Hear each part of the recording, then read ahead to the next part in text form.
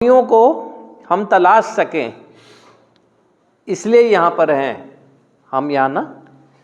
तो अभी हमें करना क्या चाहिए यहाँ पर ना, 12 कदमों की उपचार पद्धति पूरी तरह से सक्षम है आपकी ज़िंदगी में वो बदलाव लाने के लिए जिन बदलाव के बल पर हम वो सब कर पाएंगे जो एक सफल इंसान करता है।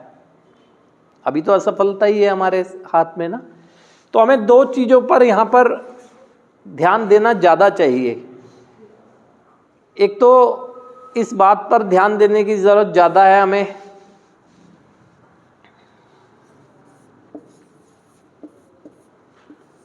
क्योंकि इसी चीज़ों पे आएगा। एक तो ये जो नशा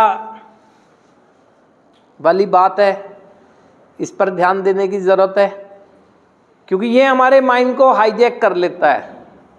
ये हमारी सोच में आने की देर है।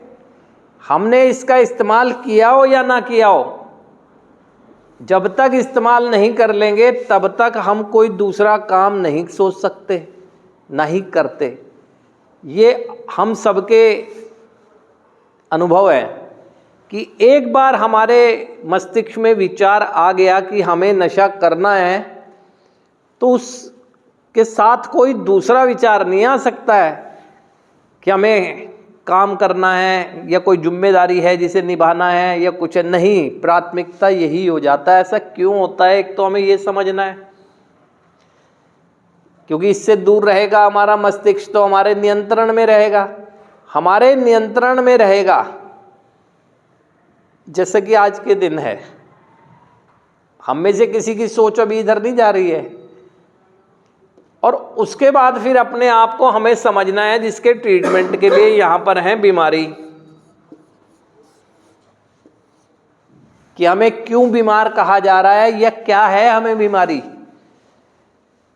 तब उस पर करना। और ये मान लें कि हम बीमार हैं और ये बीमारी है और जीवन भर की है ही। अब ये नहीं है कि ये उपचार अवधि में रहकर हम निकल कर गए ये बीमारी ठीक हो गई, नहीं, क्योंकि जिस चीज़ की है ना वो सांसों के साथ साथ ही रुकेगी अब, है ना।